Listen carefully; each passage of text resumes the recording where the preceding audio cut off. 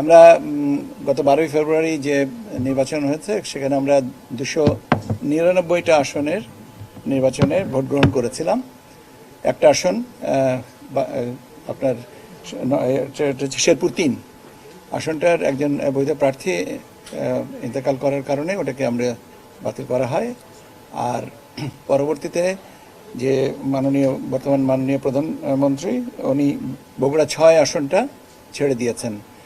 এখন এই দুটো আসনের উপরে আমরা নির্বাচন করব এবং নির্বাচনের জন্য আমরা যে শিডিউলটা আজকে জানাচ্ছি সেটা হচ্ছে যে আমরা আগামী 9 এপ্রিল 2026 তারিখ বৃহস্পতিবার সকাল 7:30 থেকে বিকাল 4:30 পর্যন্ত এই নির্বাচনে ভোট গ্রহণ করা হবে। এই আমি আবারও বলি যে 9 এপ্রিল আগামী বৃহস্পতিবার এই দুটো আসনের শেরপুর 3 এবং বগুড়া 6 এই দুটো আসনের ভোট গ্রহণ অনুষ্ঠিত হবে। ঠিক আছে? সকাল 7:30 থেকে বিকেল 4:30। ও আচ্ছা, এটা আমার মনে হয় যে আপনাদেরকে একটা কাগজটা দিয়ে দেবো তাহলে। আচ্ছা, আমি মুখে বলে দেবো। আচ্ছা, এখানে আপনার মনোনয়নপত্র দাখিলের জন্য শেষ তারিখ হচ্ছে 2রা মার্চ।